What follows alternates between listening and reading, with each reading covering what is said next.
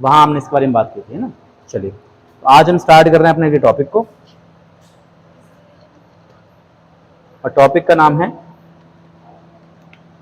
Dispersion of light. इसके marker में थोड़ा सा दिक्कत है शायद।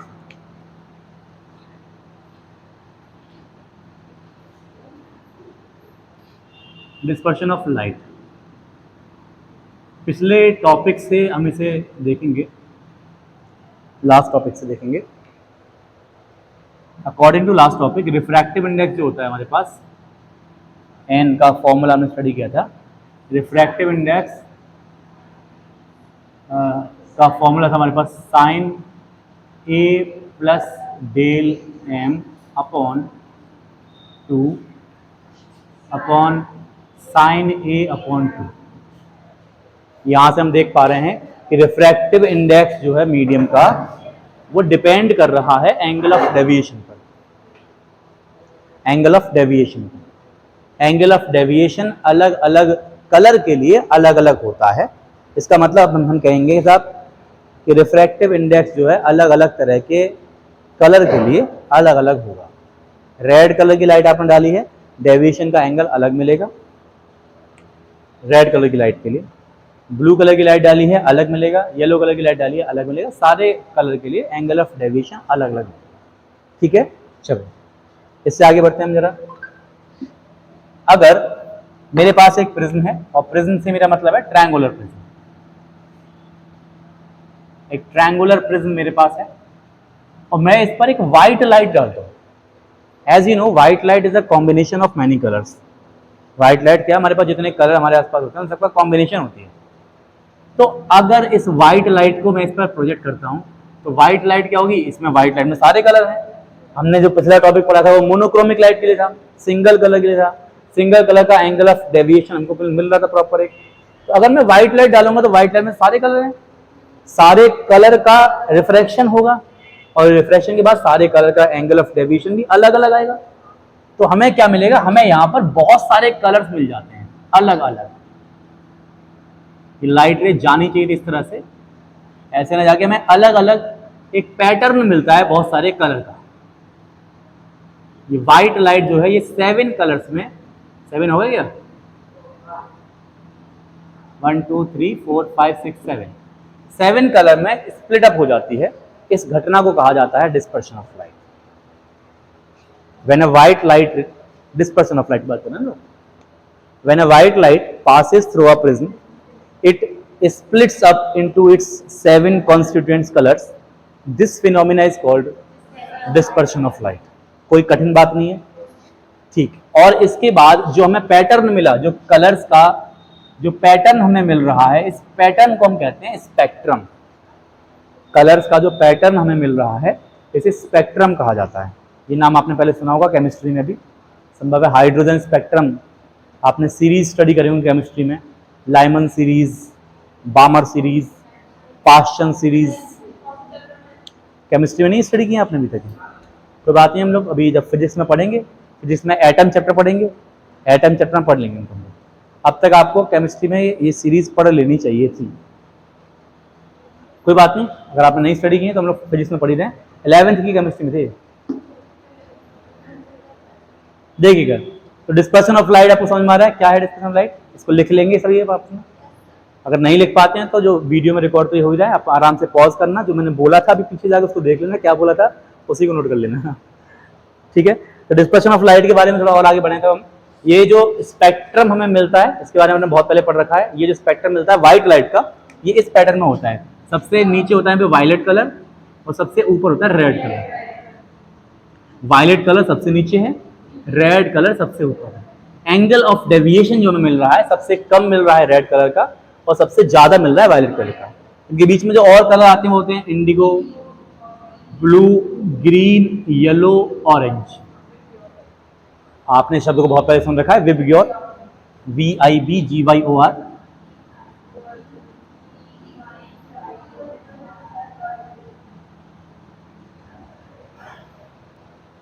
आपको याद होगा शायद से, हमने इलेक्ट्रोमैग्नेटिक स्पेक्ट्रम पढ़ा था, वहां भी इस बारे में बात की थी।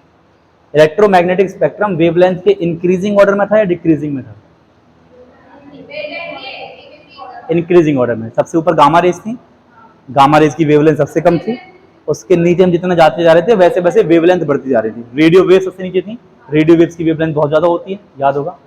तो हम वेवलेंथ के इंक्रीजिंग ऑर्डर में रख रहे थे। हमें यहाँ पे दिख रहा है कि यहाँ पे हमें ये पैटर्न मिला है वो उल्टा मिला है। इसको विबग्योर नाम से याद रखने का एक रीजन ये भी है, क्योंकि ये जो विबग्योर है ये वेवलेंथ का इंक्रीजिंग ऑर्डर है इलेक्ट्रोमैग्नेटिक स्पेक्ट्रम के अकॉर्डिंग। उसी सीक्वेंस में इसको हम सेट कर सकते हैं। समझ में बात आ रही है? ठीक है।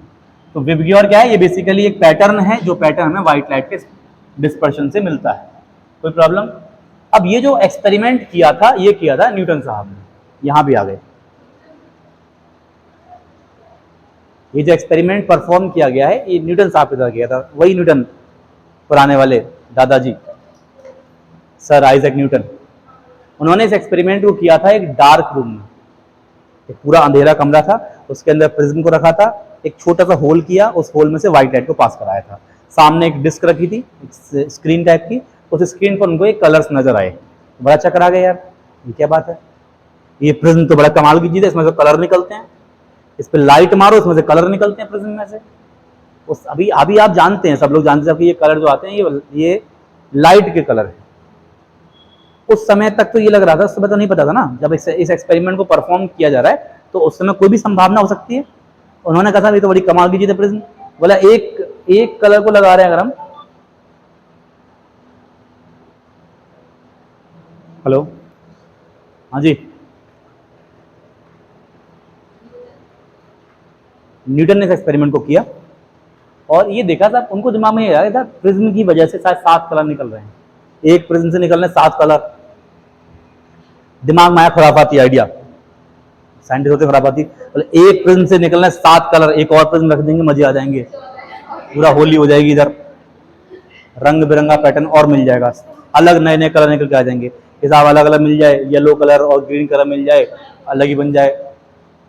दिमाग में आया सी, करके देखते जा, रखा एक प्रिज्म ये रखा, इसे कहते हैं अंधेरे में तीर छोड़ना। एक्सपेरिमेंट अंधेरे में हो रहा है ना। एक प्रिज्म रखा, लाइट अंदर गई, 7 कलर में बटी,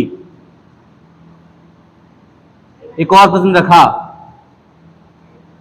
सोचा और कलर निकलेंगे ना, लाइट उन्हीं 7 कलर्स में ही रही, बस थोड़ा कलर के बीच का गैप बढ़ गया। बोला ये क्या बात हुई, ये वाला प्रिज्म था तो सेम, इसमें जो 7 कलर निकले इसमें से क्यों नहीं निकले, थोड़ा खोपड़ी में चक्कर आ गई। दिमाग में फिर एक और खुराफात आई, बोले काम करते हैं, ये जो प्रिज्म वाले भाई साहब हैं इनकी जरा ओरिएंटेशन चेंज कर दो, इनको उल्टा रख दो। प्रिज्म को उल्टा रखा, उल्टा रखने पर पाया के साथ हो सकता है अब कलर निकल आए इसके अंदर से। भाई एक ऐसा रखते होंगे तो कैसा कलर निकल कर आते होंगे, और कहानी बदली गई। यहां से जब देखा,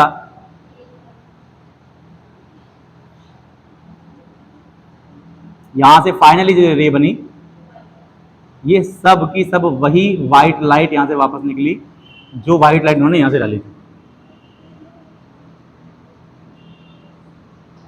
इस एक्सपेरिमेंट से ये प्रूव हुआ कि व्हाइट लाइट प्रिज्म से नहीं बन रही, ये पैटर्न जो कलर का था वो प्रिज्म से नहीं निकल रहा था, ये जो अलग अलग कलर मिल रहे थे प्रिज्म से नहीं निकल रहे थे।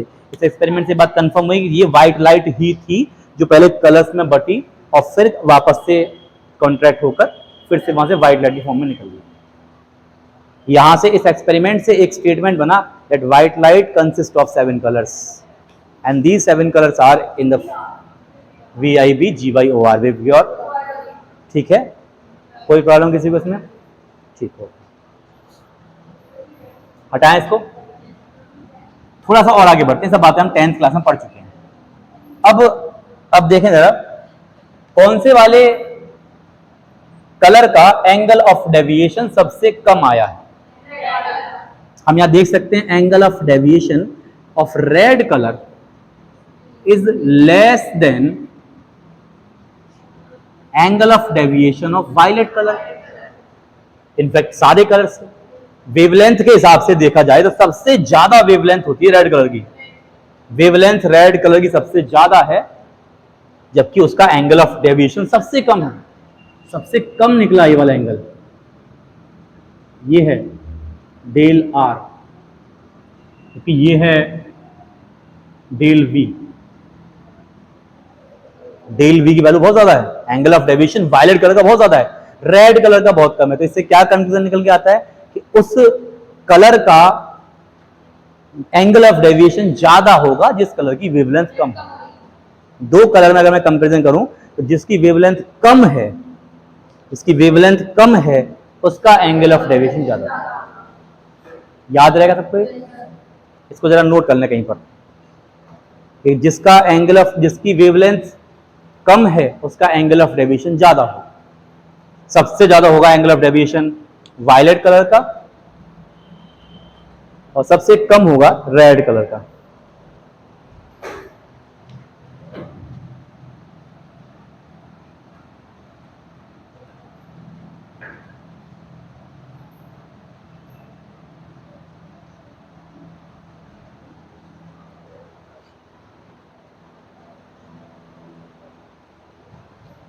दो छोटे छोटे टर्म्स में आपको और हल्का सा इंट्रोड्यूस कर दे रहा हूं केवल, बट सिलेबस में है नहीं है।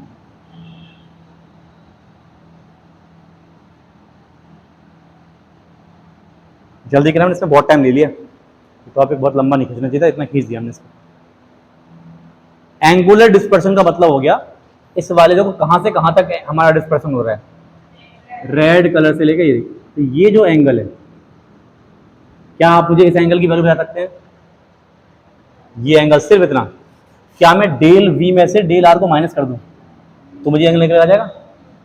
एंगुलर डिस्पर्शन क्या हो जाएगा? एंगुलर डिस्पर्शन हो जाएगा del we minus del r. Dispersive power क्या होती है?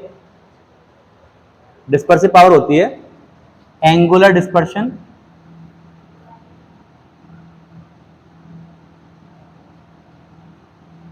Upon mean deviation, basically mean deviation. तो याद रखें मीन डेविएशन माना जाता है येलो कलर की लाइट को। येलो कलर की लाइट का जो एंगल ऑफ डेविएशन आता है उसे मीन माना जाता है, मीन डेविएशन उसी को मानते हैं। ऑलमोस्ट देखो ना, ये लगभग इसको देखा जाए तो ये वायलेट और इंडिगो कलर तो में कम ही नजर आते हैं पूरे पैटर्न में। सबसे ज्यादा दिखने वाले कलर ये होते हैं। आप रेनबो भी अगर कभी देखते हैं उसमें वायलेट और इंडिगो कलर कम से कम दिखाई देंगे आपको। वायलेट और स्काई ब्लू कलर होता है वो कम ही दिखाई देते हैं। Blue colour, green, yellow, orange, red ये दिखाई देते हैं। तो उस हिसाब से इनके बीच में कौन सा कलर दिखाई आ रहा है?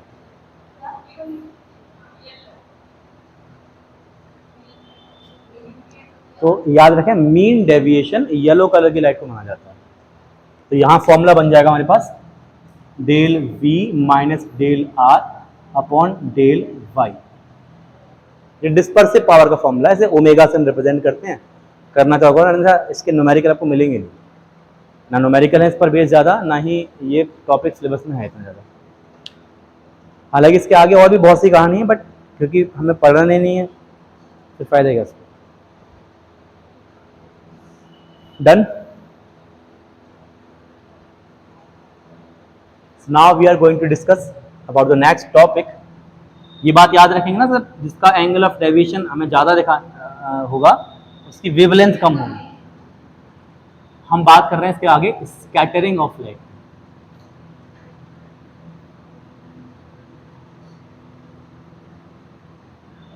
डेफिनेशन आपको उसकी याद आई होगी डिस्पर्शन ऑफ लाइट की। डिस्पर्शन ऑफ लाइट की कि अगर लाइट रे कभी भी किसी वाइट लाइट की हम बात कर रहे हैं, अगर वो वाइट लाइट किसी प्रिज्म को क्रॉस करती है तो प्रिज्म को क्रॉस करने पर अपने 7 कलर्स में स्प्लिट हो जाती है। उसके इस स्प्लिटिंग को ही कहा जाता है डिस्पर्शन। और ऐसे ही इस स्प्लिटिंग में जो कलर का पैटर्न हमें मिलता है, जो कलर का बैंड पूरा हमें मिल रहा है, इसे कहा जाता है स्पेक्ट्रम। तो हमारा जो स्पेक्ट्रम हमें यहाँ मिला है उसका नाम है विबग्योर, जिसमें VIBGYOR ये जो कलर है ये वेवलेंथ के इंक्रीजिंग ऑर्डर में है। सबसे ज्यादा वेवलेंथ होती है रेड कलर की, सबसे कम वेवलेंथ होती है वायलेट कलर की। ठीक है, चलो। And now we are going to discuss the next topic, that is scattering of light. Sir इस बोर्ड पर आ जाइए सभी। स्कैटरिंग ऑफ लाइट की हम बात कर रहे हैं। क्या है ये घटना स्कैटरिंग ऑफ लाइट? पहले देखते हैं आपने अपने जीवन में इसको कहाँ देखा है होते हुए। आपने कहाँ देखा है इसको? आपने देखा है, मान के चलिए अंधेरा कमरा अंधेरे, पूरे कमरे में अंधेरा है और छोटे से होल में से कहीं से बाहर से लाइट अंदर आ रही है। आप देखते हैं कि ऐसे में आपको बहुत सारे डस्ट पार्टिकल नजर आते हैं।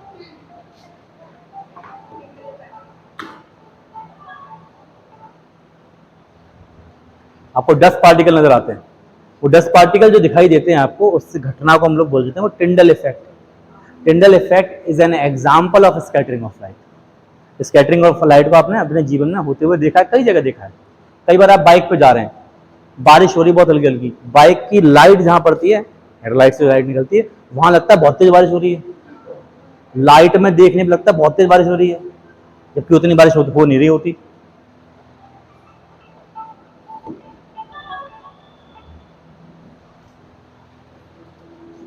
ठीक है, तो ये सारी घटनाएं आपने अपने जीवन में होती हुई देखी है। कभी बारिश हो रही है और अगर नॉर्मल आपको देखने में कम बारिश मालूम पड़ रही हो, टॉर्च जला के देखना, टॉर्च की रोशनी जहां जहां पड़ेगी वहां लगा बहुत तेज बारिश हो रही है। ये सब घटनाएं क्या हैं ये बता रहा हूं आपको मैं। बेसिकली ये सारे एग्जांपल टिंडल इफेक्ट के हैं, और ये इस घटना को कहा जाता है कि ये टिंडल scattering of light. Scattering of light है क्या, ये समझना अच्छे से। स्कैटरिंग ऑफ लाइट हमसे ये कहती है, टॉपिक ये कहता है कि लाइट कभी भी किसी भी पार्टिकल से टकराती है, तो पार्टिकल से टकराने पर वो लाइट बिखर जाती है, वो बिखर जाती है। उसके इस बिखरने को, उसके स्प्रेड होने को हम बोलते हैं स्कैटरिंग ऑफ लाइट। बहुत आसान सा भाषा है कि लाइट कभी किसी पार्टिकल से टकराती है, तो पार्टिकल से टकराने पर, पार्टिकल से कोलाइड होने पर वो थोड़ा स्प्रेड हो जाती है, फैल जाती है। इसकी स्प्रेडिंग को कहा जाता है स्कैटरिंग ऑफ लाइट। अब इसमें दो केस बन सकते हैं। आपने सभी ने देखा कि लाइट की जो वेवलेंथ होती है उसका जो ऑर्डर है, वायलेट कलर से रेड कलर की लाइट का मैं ऑर्डर बताऊं तो ये लगभग होता है 3900 एंगस्ट्रम से लेकर 7800 एंगस्ट्रम तक अप्रोक्सीमेट। मतलब हम कह सकते हैं कि 3 × 10⁻⁻7 मीटर से लेकर 8 × 10⁻⁻7 मीटर, ऑलमोस्ट एक अप्रोक्सीमेट ले रहा हूँ। या आप यहाँ पे 4 ले सकते हैं, 4 × 10⁻⁷ से लेकर 8 × 10⁻⁷ मीटर तक अप्रोक्सीमेट अगर लें तो लगभग इस रेंज में होती है लाइट की हमारी वेवलेंथ। अब कोई पार्टिकल दो तरह का हो सकता है, या तो पार्टिकल इस रेंज से बड़ा होगा या इस रेंज के अंदर होगा, छोटा हो सकता है। मतलब किसी पार्टिकल का साइज अगर 8000 एंगस्ट्रम से या तो बड़ा हो सकता है या उससे छोटा हो सकता है। दोनों में अलग अलग तरह का प्रभाव आता है। इस पूरे कॉन्सेप्ट को समझ लिया आपने ना, स्कैटरिंग ऑफ लाइट एकदम दिमाग में क्लियर हो जाएगा। मैं इसको अलग तरीके से समझा रहा हूँ, जैसे बुक में बताया जाएगा वैसे नहीं, एक अलग तरीके से समझा रहा हूँ। आपके पास एक पार्टिकल है, दो पार्टिकल है, एक पार्टिकल ये है, एक पार्टिकल ये। मैं इस पर व्हाइट लाइट डाल रहा हूँ, नॉर्मल व्हाइट लाइट, सन से जो लाइट आ रही है नॉर्मल लाइट भी डाल रहा हूँ। अब इसमें इस व्हाइट लाइट में रेड कलर भी है, ऑरेंज कलर भी है, ग्रीन कलर भी है, सारे कलर्स मौजूद हैं इस व्हाइट लाइट में। ये बड़ा पार्टिकल है, ये पार्टिकल, ये जो पार्टिकल है ये लाइट की वेवलेंथ से बड़ा पार्टिकल है। मतलब जितनी भी वेवलेंथ है वो सारी की सारी, चाहे वो कोई सा कलर हो, सारी वेवलेंथ इस पार्टिकल से छोटी है।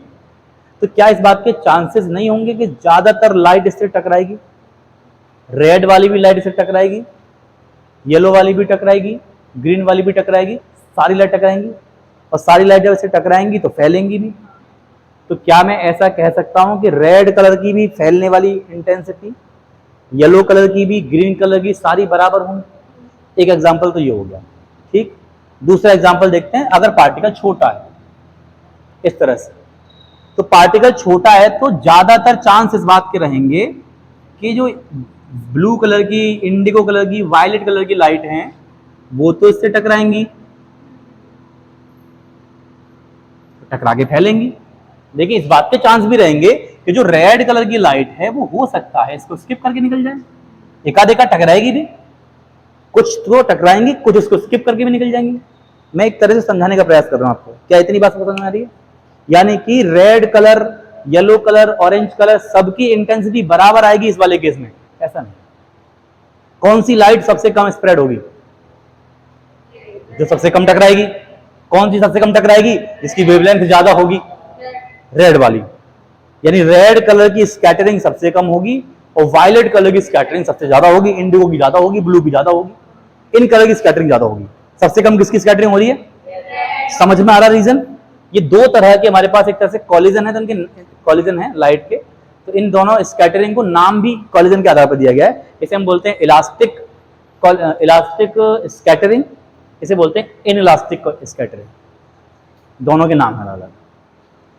इनइलास्टिक स्कैटरिंग में आपने क्या देखा, सारे कलर ऑलमोस्ट सेम फैल रहे हैं। जैसे कि डस्ट पार्टिकल से जब लाइट टकरा रही थी, समझना बात को, डस्ट पार्टिकल से अगर लाइट टकरा रही है तो डस्ट पार्टिकल बड़ा पार्टिकल है, लाइट की वेवलेंथ से बड़ा पार्टिकल है, उससे टकरा के सारे कलर एक जैसे फैल रहे हैं। तो एक जैसे फैल के में व्हाइट ही तो लाइट नजर आएगी ना भाई, सारी लाइट अगर व्हाइट व्हाइट ही है और एक जैसे कलर उसमें फैल रहे हैं, तो फैलने के बाद भी तो वो लाइट में व्हाइट ही दिखाई देगी। समझ में आ रही बात सबको? तो इसलिए वो डस्ट पार्टिकल हमको व्हाइट व्हाइट ही नजर आते हैं। स्काई ब्लू नजर क्यों आता है? क्योंकि स्काई में, आसमान में, आसमान क्या है बेसिकली, आसमान मतलब एटमॉस्फेयर है। एटमॉस्फेयर में ज्यादातर कौन सी गैस पाई जाती है? सबसे बड़ा पार्ट कौन सी गैस का है? नाइट्रोजन, उसके बाद ऑक्सीजन। ये दो गैस हैं जो हमारे एटमॉस्फेयर का 99% होल्ड करती हैं, बाकी 1% में सारी गैसेज आती हैं। तो मैक्सिमम हमारा पूरा एटमॉस्फेयर ऑक्सीजन और नाइट्रोजन से बना हुआ है। ऑक्सीजन का एटॉमिक नंबर क्या है? 8। कितनी ऑर्बिट हैं ऑक्सीजन के एटम के अंदर? 2 ऑर्बिट है बस। पहली ऑर्बिट में 2 इलेक्ट्रॉन चक्कर लगा रहे हैं, दूसरी में 6 इलेक्ट्रॉन चक्कर लगा रहे हैं। नाइट्रोजन के साथ भी यही है लगभग, पहली ऑर्बिट में 2 इलेक्ट्रॉन चक्कर लगा रहे हैं, दूसरी में 5 लगा रहे हैं। मतलब ये छोटे एटम हैं। अच्छा, इनकी एटॉमिसिटी कितनी है? 2। नाइट्रोजन का भी मॉलिक्यूल होता है N2, ऑक्सीजन का भी मॉलिक्यूल होता है N2। मतलब मैं मॉलिक्यूल लेवल पे भी जाऊं तब भी 2 ही एटम है, छोटा मॉलिक्यूल है। ऑक्सीजन का भी मॉलिक्यूल छोटा मॉलिक्यूल है। तो क्या उसमें कौन सा वाला कोलिजन होगा, कौन सा वाला स्कैटरिंग होगी, ऊपर वाली या नीचे वाली? नीचे वाली स्कैटरिंग होगी, यानी कि वो कलर ज्यादा स्कैटर होगा जिसकी वेवलेंथ कम होगी। कौन सा कलर ज्यादा स्कैटर होगा? ये वायलेट, इंडिगो, ब्लू वाली। That's why the colour of sky is blue. बाकी के कलर भी स्कैटर होते हैं लेकिन उनकी इंटेंसिटी इतनी ज्यादा नहीं है। एक फॉर्मूला है, इसको बोलते हैं रेलेस फॉर्मूला, इससे रिलेटेड रेले फॉर्मूला के नाम से है। इसका फॉर्मूला होता है intensity of scattered light is proportional to 1 lambda to the power 4। इसे नोट करना, हालांकि सिलेबस में नहीं है, जस्ट इसका डेरिवेशन वगैरह कुछ भी सिलेबस में नहीं है। जस्ट ये बताया गया है साहब, intensity of scattered light, scatter होने वाली लाइट में उसकी इंटेंसिटी सबसे ज्यादा होगी जिसकी वेवलेंथ सबसे कम होगी। आसमान हमें नीला नजर इसीलिए आता है, लाल नजर नहीं आता, हरा नजर नहीं आता। क्यों नहीं आता? क्योंकि सबसे ज्यादा फैलने वाला कलर कौन सा हुआ? Violet colour, indigo colour, blue colour. Violet actually इतना स्कैटर हो जाता है वो नजर नहीं आता आपको, इतना ज्यादा बुरी तरह फैल जाता है। मतलब ऐसे मान लो एक छोटा सा आपके पास कलर की डिब्बी है, आपने उस छोटे से कलर की डिब्बी को बहुत ज्यादा पानी में फैला दिया तो उसका इफेक्ट आपको नजर नहीं आएगा। वायलेट कलर, और वायलेट आपको इंडिगो जो रेनबो होता है उसमें भी नजर नहीं आता कहीं। कारण समझिए कि एक हम ये भी कह सकते हैं उसकी वेवलेंथ इतनी कम है कि वो हम तक पहुंच ही नहीं पाता है। स्कैटरिंग तो हो रही है उसकी, फैल तो वो भी रहा है, लेकिन इसकी वेवलेंथ इतनी कम है कि वो हम तक पहुंच ही नहीं पाता है। स्कैटरिंग बहुत ज्यादा हो जाती है उसकी, और कम वेवलेंथ के कारण हम उसे देख ही नहीं पाते।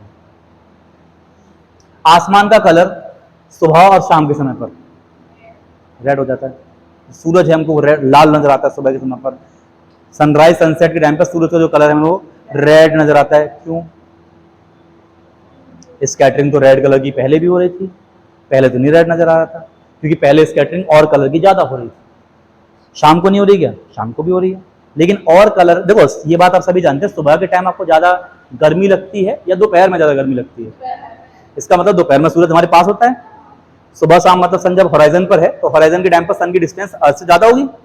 होराइजन के टाइम पर सन अर्थ से दूर है, इसीलिए हम तक सिर्फ वही लाइट पहुंच पाती है जिसकी वेवलेंथ ज्यादा होती है।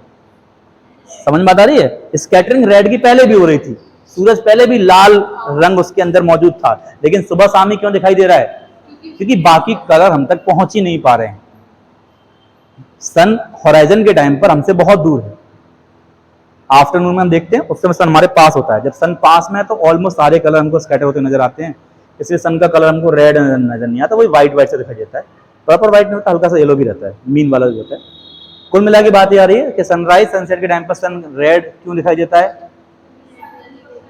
क्योंकि उस समय हमारे पास तक रेड कलर ही पहुंच पाता है। कारण क्या है कि रेड कलर की वेवलेंथ ज्यादा है। कोई दिक्कत? स्काई ब्लू नजर क्यों आता है?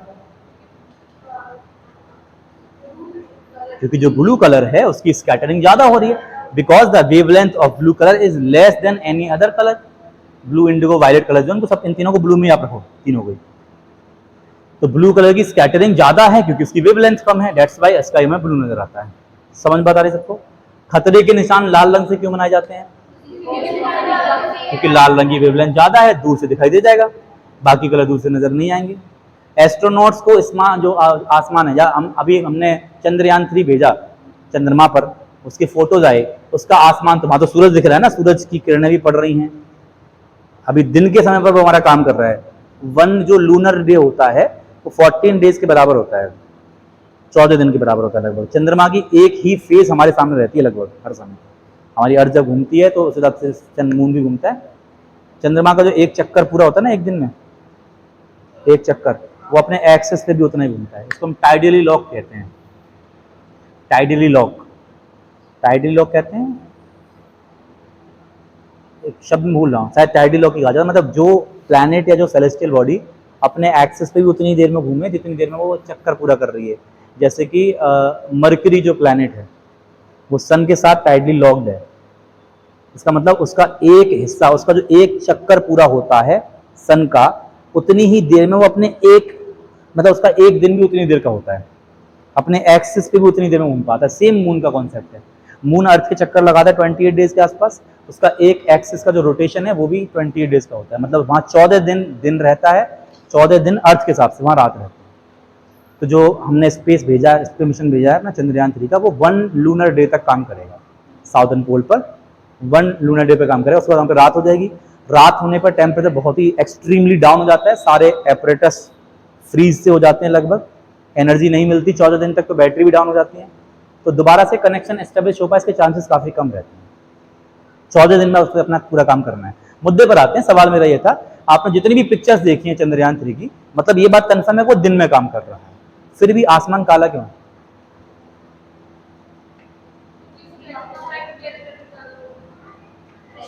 ब्लैक नाम का कोई कलर नहीं होता। ब्लैक का मतलब होता है नो कलर। हमें आप अपने पड़ोसी की आंखों को देखें और उसमें जो प्यूपल है वहां कोई ऑब्जेक्ट नहीं है। प्यूपल में क्या है? प्यूपल जो होता है, एक होता है आइरिस, बड़ा वाला गोला, उसके अंदर छोटा वाला गोला है, वो सिर्फ एक खाली जगह है, फिर भी वो ब्लैक कलर की दिखाई देती है। बिकॉज ब्लैक कोई कलर ही नहीं है, क्योंकि लाइट वहां अंदर जाती है और वापस नहीं आती, तो ब्लैक कलर की कोई लाइट होती ही नहीं, ब्लैक कलर नहीं होता अकॉर्डिंग टू फिजिक्स। मुद्दे पर आइए, बताइए जरा। हाँ, इन्होंने कुछ कहा, बताइए। डस्ट पार्टिकल, हाँ होते हैं, डस्ट तो होती है। अरे वहां एटमॉस्फेयर नहीं है भाई। स्कैटरिंग ऑफ लाइट, आसमान नीला में क्यों नजर आ रहा है? Because of atmosphere. वहां का एटमॉस्फेयर अब तो खैर है ही नहीं, बहुत ही पतला एटमॉस्फेयर था पहले भी, शुरुआत से भी, मतलब हमने अपने मिशंस भेजे थे पहले, उस टाइम पर भी बहुत ही पतला एटमॉस्फेयर था, और अब भी एटमॉस्फेयर ना के बराबर है ही नहीं एटमॉस्फेयर वहाँ पर, मून पर। वहाँ पर उसका अपना कोई मैग्नेटोस्फेयर नहीं है, बहुत सारी चीज़ें खैर। तो कुल मिला के वहाँ जब एटमॉस्फेयर नहीं है तो लाइट किससे टकराए? सीधा आके जमीन पे आके टकराती है डायरेक्टली। जमीन पे आके जब पूरी में बिखरी रही है, वो तो रिफ्लेक्शन हो रहा है, स्कैटरिंग नहीं हो रही है। स्कैटरिंग होती है पार्टिकल से टकराने पर, सरफेस पे टकराने की बात नहीं चल रही है। तो वहाँ जब पार्टिकल ही नहीं है, वहाँ एटमॉस्फेयर नहीं, तो स्कैटरिंग किस बात की होगी? स्कैटरिंग नहीं होगी तो आसमान में कोई भी हमें ऊपर लाइट हमेशा देखो, लाइट कभी भी खुद नजर नहीं आती है, लाइट ऑब्जेक्ट्स को विजिबल करती है। जब ऊपर आसमान में कोई चीज है ही नहीं तो दिखाई क्या देगा आपको? मतलब काला काला दिखाई देगा ना फिर। समझ में आ रही बात? अब टिंडल इफेक्ट क्या होता है फिर? टिंडल इफेक्ट ये होता है कि लाइट जिस पार्टिकल से टकराकर आपके पास आ रही है, उसमें से जिसकी इंटेंसिटी सबसे ज्यादा है, वो पार्टिकल आपको उसी कलर का दिखाई देना चालू हो जाता है। 10 पार्टिकल व्हाइट क्यों दिख रहे थे? क्योंकि वहां से सारी लाइट बराबर आ रही थी। अभी वहां 10 पार्टिकल पर आप एक काम करो, सनलाइट मत डालो, आप लेजर लाइट लीजिए, और लेजर लाइट रेड वाली जो होती है उसको डालिए, उसमें आपको पार्टिकल रेड नजर आएंगे, उसमें नहीं व्हाइट नजर आएंगे। क्यों? क्योंकि वो रेड लाइट है। टकरा के आपके पास कौन सी लाइट आ रही होगी? रेड ही आ रही है, तो पार्टिकल रेड नजर आएगा। समझ में बात आ रही है? आसमान के नीला नजर होने के कारण भी ये कि हमें जो मॉलिक्यूल्स ऑफ एयर हैं, मॉलिक्यूल्स ऑफ नाइट्रोजन और ऑक्सीजन है, वो ब्लू कलर के दिखाई देते हैं, क्योंकि ये घटना कही जाती है Tyndall effect. Scattering of light क्या है? लाइट का पार्टिकल से टकरा के बिखरना, स्कैटरिंग ऑफ लाइट है। इसके बाद बिखरने के बाद जिस लाइट की इंटेंसिटी सबसे ज्यादा है वो आपके पास पहुंच रही है, उसी लाइट, उसी कलर का वो पार्टिकल आपको दिखाई दे रहा है, दैट इज टिंडल इफेक्ट। आसमान का नीला रंग टिंडल इफेक्ट एग्जांपल है। जो डस्ट पार्टिकल में दिखाई देते हैं वो टिंडल इफेक्ट का एग्जांपल है। अब सवाल मेरा ये आपसे ये है कि क्लाउड्स क्यों व्हाइट होते हैं? Sky is blue but why clouds are white?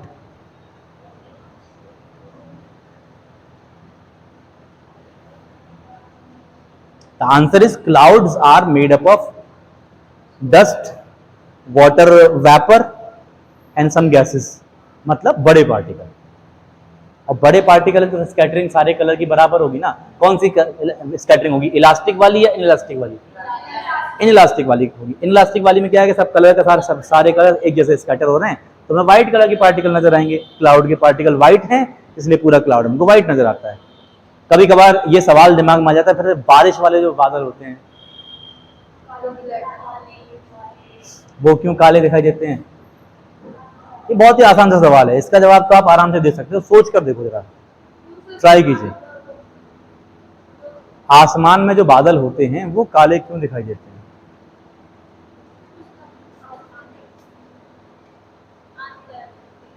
अरे नहीं, उसका कारण ये देखो, बहुत बेसिक सी एग्जांपल है। इसका कारण ये है कि सब जो क्लाउड्स जिनमें वाटर बहुत ज्यादा अमाउंट में कंटेंट है, लाइट उसको क्रॉस नहीं कर पाती है। बारिश वाले बादल में और नॉर्मल बादल में अंतर ये होता है कि जो नॉर्मल क्लाउड्स हैं उनके अंदर वाटर वेपर फॉर्म में होती है, वाटर डेंस नहीं होती, कंडेंस फॉर्म में नहीं होती। वाटर जो होता है वो वेपर जो होती है वो लिक्विड फॉर्म में नहीं होती, जबकि क्लाउड्स जो होते हैं उनमें पानी होता है, उनमें वेपर बहुत ज्यादा छोटी छोटी बूंदों के रूप में होती है। वही बूंदें नीचे गिरती हैं बारिश की फॉर्म में कंबाइंड होकर, तो वहां इतना ज्यादा डेंस हो जाते हैं वो बादल। आपने देखा होगा जैसे बारिश का मौसम होता है तो यहाँ भी पूरे में छाया छाया हो जाती है, अंधेरा हो जाता है ना नीचे। अंधेरा होने का कारण क्या है? क्योंकि लाइट उन बादलों को क्रॉस करके नीचे नहीं आ पा रही है। जब क्रॉस करके नीचे आ नहीं पाएगी तो नीचे वाली सरफेस हमें कैसे दिखाई देगी? ब्लैक जो दिखाई देगी, ऊपर से वो व्हाइट ही होते हैं, नीचे से देखोगे तो। बात समझ में आ रही सबको? तो स्कैटरिंग ऑफ लाइट के बारे में जो कहानी थी वो ये है। आप इस क्वेश्चन में जो भी लिखना चाहें लिख लीजिए फटाफट से अपने हिसाब से, जो आपको समझ में आता है। ये रेले फॉर्मूला है, रेले फॉर्मूला है। ये फॉर्मूला हमसे कह रहा है कि जिस लाइट की वेवलेंथ ज्यादा होगी उसकी इंटेंसिटी जो होगी स्कैटरिंग वाली वो सबसे कम होगी। Intensity of scattered light is directly is proportional to fourth power of, inversely proportional to fourth power of wavelength. ये रेले फॉर्मूला है, इसको आप नोट कर लीजिए। स्कैटरिंग के बारे में इतनी ही बातें हैं। एनर्जी बिफोर कोलिजन और बाद वाले कोलिजन की बराबर होती थी, इसी आधार पर इसका नाम रखा गया इनइलास्टिक कोलिजन। यहाँ एनर्जी का एक्सचेंज नहीं होता, पार्टिकल बहुत छोटा है, एनर्जी का एक्सचेंज नहीं हो रहा है, इसलिए इसको इलास्टिक कोलिजन कहा रहा है। छोटा पार्टिकल जब है तो छोटे पार्टिकल में, मतलब सिंपल सी बात यह है कि अगर किसी ए डायामीटर के पार्टिकल से कोई लाइट टकरा रही है तो पहला वाला केस है when A is greater than wavelength of light, दूसरा वाला केस है when A is less then wavelength of light. दोनों केस में डिफरेंस है। जब ए मतलब पार्टिकल का साइज, पार्टिकल का साइज अगर वेवलेंथ से कम है तो सारे लाइट की स्कैटरिंग बराबर नहीं होगी। ये स्कैटरिंग इस फॉर्मूले से होगी, जिसकी वेवलेंथ ज्यादा होगी उसकी स्कैटरिंग उसकी फोर्थ पावर में ज्यादा हो जाएगी। दो लाइट रे हैं जिनकी स्कैटरिंग में डिफरेंस, अगर देखो रेड कलर की जो स्कैटरिंग है और रेड कलर की जो वेवलेंथ है और वायलेट की जो वेवलेंथ है, दोनों में लगभग डबल का डिफरेंस है, तो इसकी स्कैटरिंग में 16 गुना का डिफरेंस होगा, 2 की पावर 4 का।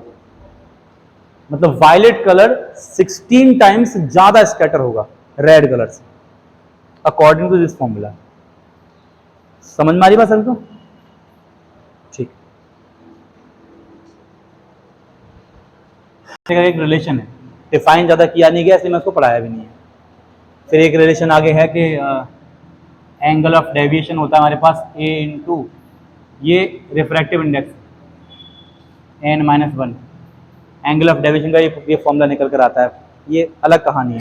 इससे समझ में आ रहा है साहब कि एंगल ऑफ डेविएशन उतना ज़्यादा होगा जितना ज़्यादा रिफ्रैक्टिव इंडेक्स होगा, और रिफ्रैक्टिव इंडेक्स उतना ज़्यादा होगा जितनी वेवलेंथ कम होगी।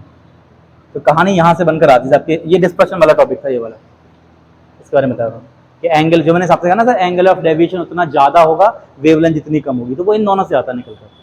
एंगल ऑफ डेविएशन का एक फॉर्मूला ये है रिफ्रैक्टिव इंडेक्स के टर्म में, और ये फॉर्मूला है हमारा, ये कॉची रिलेशन बोलते हैं, लोग कॉची रिलेशन बोलते हैं, बट ये आपके सिलेबस में बिल्कुल भी नहीं है, एनसीईआरटी में इसका जिक्र नहीं है, इसलिए मैंने कराया नहीं था। मैंने डायरेक्टली आपको लिखवा दिया था यहाँ पे कि डिस्पर्शन में एंगल ऑफ डेविएशन उसका ज़्यादा होगा जिसकी वेवलेंथ कम होगी। इसमें भी वही निकल के आ रहा है, एंगल ऑफ डेविएशन डिपेंड कर रहा है रिफ्रैक्टिव इंडेक्स पर, जितना ज़्यादा रिफ्रैक्टिव इंडेक्स उतना ज़्यादा एंगल ऑफ डेविएशन, और रिफ्रैक्टिव इंडेक्स डिपेंड कर रहा है वेवलेंथ पर उल्टा, कि वेवलेंथ कम होगी तो रिफ्रैक्टिव इंडेक्स ज़्यादा होगा। तो ओवरऑल अगर मैं इसको डायरेक्ट इससे रिलेट करती तो कहीं निकल कर आएगी कि वेवलेंथ कम होगी तो एंगल ऑफ डेविएशन ज़्यादा होगा। इनको लिखना चाहो लिख सकते हो आप चाहो तो, लेकिन बहुत ज़्यादा नीड नहीं है इसकी। Microscope, what is microscope?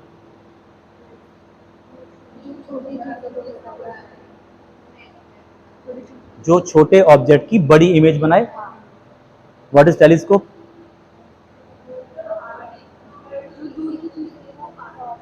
जो दूर रखे ऑब्जेक्ट की इमेज को पास बना दे। दोनों में डिफरेंस है। माइक्रोस्कोप छोटे ऑब्जेक्ट की इमेज को बड़ा करके दिखाता है, छोटे ऑब्जेक्ट की इमेज को बड़ा करके दिखाता है, जबकि टेलीस्कोप ऑब्जेक्ट ऑलरेडी बहुत बड़ा है, ऑब्जेक्ट पहले से बहुत बड़ा है। आप मून को देख रहे हैं, आप किसी अदर सेलेस्टियल बॉडी को देख रहे हैं, ऑब्जेक्ट ऑलरेडी बड़ा है, आप उसकी इमेज को बड़ा नहीं कर रहे हो, आप सिर्फ उस दूर रखे हुए ऑब्जेक्ट की इमेज को पास बना रहे हो। दोनों में बेसिक डिफरेंस एक तो ये, ठीक है। एक बात और जरा सा भी समझें, एक टॉपिक है इसको बोलते हैं angle of vision. Angle of vision, कोई चीज हमें छोटी दिखाई दे रही है या बड़ी दिखाई दे रही है, ये डिपेंड करता है एंगल ऑफ विजन पर। जैसे मेरे पास, आपको मैं दो उदाहरण दे रहा हूं, जैसे ये मेरे पास एक पेन है, आप इस पेन को देखिए, आप इस पेन को देखिए, इसके टॉप को और बॉटम को, पहले टॉप को देखिए फिर बॉटम को देखिए, आपको नजर आएगा कि इसके बीच में एक एंगल बन रहा है जो आपकी आंखों पर आके बन रहा है। समझ रहे हैं? इस एंगल को मैं बोल रहा हूं एंगल ऑफ विजन। इस मार्कर को देखने के बाद आप इस बोर्ड को देखिए, टॉप और बॉटम को, इसमें भी एक एंगल ऑफ विजन बन रहा है। कौन सा एंगल ऑफ विजन बड़ा है? बोर्ड वाला। इसका मतलब एंगल ऑफ विजन अगर बड़ा है तो ऑब्जेक्ट बड़ा होता है, मतलब उसकी इमेज हमें बड़ी मालूम पड़ती है हमें वो ऑब्जेक्ट। अब इन दोनों में से कौन बड़ा दिख रहा है आपको? मार्कर बड़ा दिख रहा है या बोर्ड बड़ा दिख रहा है? पक्का बोर्ड के केस में एंगल ऑफ विजन बड़ा है, इसलिए आपको बोर्ड बड़ा दिखाई दे रहा है। मार्कर के केस में एंगल ऑफ विजन छोटा है, इसलिए मार्कर को छोटा दिखाई दे रहा है। अब इस मार्कर को, अपने पेन को उठाइए जरा, मान लीजिए यही वो मार्कर है, और इसे अपनी आंखों के पास रखिए। अब जरा देख के बताओ कौन आपको बड़ा दिख रहा है? मार्कर बड़ा दिख रहा है या बोर्ड बड़ा दिख रहा है? आपकी छोटी सी उंगली दुनिया की हर चीज से बड़ी हो सकती है अगर वो आपकी आंख के पास रखी हो तो। द रीजन इज कि आपकी उंगली आपकी आंख के पास है तो उसका एंगल ऑफ विजन बड़ा बन रहा है। टेलीस्कोप में यही होता है। टेलीस्कोप में क्या होता है, दूर रखे ऑब्जेक्ट की इमेज को अगर हम पास बना देते हैं तो वो इमेज हमें बड़ी नजर आने लग जाती है, हमें वो चीजें से साफ दिखाई देने लग जाती हैं। टेलीस्कोप का कॉन्सेप्ट ये है। माइक्रोस्कोप में क्या हो रहा है कि छोटा ऑब्जेक्ट था, इमेज छोटा ऑब्जेक्ट था, उसका एंगल ऑफ विजन छोटा बन रहा था, ठीक है, हमने उसकी इमेज को बड़ा कर दिया, इमेज बड़ी हो गई, उसका एंगल ऑफ विजन बड़ा हो गया। तो एंगल ऑफ विजन बड़ा होने के दो कारण हो सकते हैं, पहला ऑब्जेक्ट का साइज या इमेज का साइज वास्तव में बड़ा हो, या फिर इमेज आप अपनी आंख के पास बनाए। दो तरह से हम हमारा माइक्रोस्कोप और टेलीस्कोप भी काम करेंगे। पहला केस ये होगा कि हम जो है ऑब्जेक्ट की इमेज को बड़ा बनाएंगे, टेलीस्कोप में नहीं होगा, माइक्रोस्कोप में होगा कि ऑब्जेक्ट की इमेज को बड़ा बनाएंगे, और दूसरा होगा हमारे पास टेलीस्कोप में एग्जांपल कि ऑब्जेक्ट की इमेज को पास बनाएंगे। दोनों ही केस में एंगल ऑफ विजन बड़ा हो रहा है, जिससे हमें ऑब्जेक्ट साफ दिखाई देगा। समझ में सबको आ रही है? बेसिक कॉन्सेप्ट इसमें ये है। अब इसमें एक टर्म आता है मैग्नीफाइंग पावर। मैग्नीफाइंग पावर क्या होती है? मैग्नीफाइंग पावर होती है कि जब ऑब्जेक्ट नॉर्मल डिस्टेंस पे रखा है, नॉर्मल डिस्टेंस पे, फिलहाल मैं माइक्रोस्कोप की बात कर रहा हूँ, टेलीस्कोप की बात नहीं कर रहे हैं। ऑब्जेक्ट नॉर्मल डिस्टेंस पे रखा है, तो एक हेल्दी आई के लिए नॉर्मल डिस्टेंस कितनी होती है? मिनिमम डिस्टेंस कितनी होती है? 25 सेंटीमीटर। इसको एक नाम दिया जाता है माइक्रोस्कोप में, इसको कैपिटल डी से रिप्रेजेंट करते हैं हम लोग। माइक्रोस्कोप में, टेलीस्कोप में, दोनों में ही से कैपिटल डी से रिप्रेजेंट किया जाता है। कैपिटल डी को इसमें बुक में लिखा जाता है least distance of distinct vision, इसे कहा जाता है least distance of distinct vision. Value कितनी है इसकी? 25 सेंटीमीटर। अभी हम कल पढ़ेंगे इस बारे में, बहुत सी बातें होंगी। तो अगर कोई ऑब्जेक्ट 25 सेंटीमीटर पर रखा है, तब वो आपकी आंखों पे कितना एंगल बना रहा है? एक, मान लो वो एंगल है अल्फा, ठीक है, वो एंगल है अल्फा। दूसरा, आपने माइक्रोस्कोप से उस ऑब्जेक्ट की इमेज बनाई तो जो फाइनल इमेज बनी है लास्ट में, अल्टीमेट जो इमेज बनी है, वो इमेज आपकी आंखों पे कितना एंगल बना रही है, इसको मैं मान लो बोल रहा हूँ बीटा। तो मैग्नीफाइंग पावर का बहुत सिंपल सा फॉर्मूला है, आपने मैग्निफिकेशन पढ़ा था, height of image upon height of object. यहाँ पर हाइट नहीं, यहाँ एंगल आ रहा है, तो एंगल ऑफ इमेज मतलब हो गया बीटा अपॉन अल्फा, ये मैग्नीफाइंग पावर का फॉर्मूला है। बेसिक कॉन्सेप्ट बात हमने यहाँ पे की है, कल से हम स्टार्ट करेंगे माइक्रोस्कोप के बारे में और सारी बात, ठीक है। मैग्नीफाइंग पावर का बेसिक सबसे पहला फॉर्मूला ये रहेगा बीटा अपॉन अल्फा। बीटा क्या है? बीटा है angle of vision of final image, और अल्फा है angle of vision of object when object is placed at D, least distance of distinct vision, ठीक है। ये दो फॉर्मूले रहेंगे हमारे पास, इन्हीं दोनों फॉर्मूले से हम इस्तेमाल करेंगे। पहले हम बात करेंगे माइक्रोस्कोप में। देखो माइक्रोस्कोप हमारे पास बेसिकली दो तरह का है, एक है हमारे पास सिंपल माइक्रोस्कोप, जो नॉर्मल डिटेक्टिव लोग इस्तेमाल करते हैं, एक मोटा सा कॉन्वेक्स लेंस, बस एक मोटा सा कॉन्वेक्स लेंस होगा, उसी वजह से देखने में बड़ा जूम करके अच्छा, वो हो गया सिंपल माइक्रोस्कोप। कंपाउंड माइक्रोस्कोप में क्या है कि दो लेंस आ जाएंगे उसमें, बस कोई और डिफरेंस नहीं है, बहुत आसान सा टॉपिक है। डायग्राम सही से देख लिया तो पूरा माइक्रोस्कोप क्लियर है। And I am sure, I am quite sure कि आपको डायग्राम मैं आपके दिमाग में बिठा दूंगा अच्छे से, बस प्रैक्टिस आप पर रह जाएगी। हर बार मैं आपसे कहता हूँ कि इसमें ज्योमेट्री की कहानी चल रही है, तो ज्योमेट्री अगर आपको सारी, इसमें ज्योमेट्री ज़्यादा नहीं आएगी, इसमें कम आएगी ज्योमेट्री, वैसे इसमें नॉर्मल मैथमेटिक्स लगेगी बहुत हल्की सी, टेन थीटा का फॉर्मूला लगेगा परपेंडिकुलर अपॉन बेस वाला, बस, और बहुत बड़ी कहानी कुछ नहीं लगेगी। लेंस फॉर्मूला चाहिए थोड़ा सा, हल्का सा लेंस फॉर्मूला मिलाएंगे, हल्का सा मैग्निफिकेशन मिलाएंगे और आराम से चौंक लगा के माइक्रोस्कोप तैयार, ठीक है। आज का टॉपिक होगा।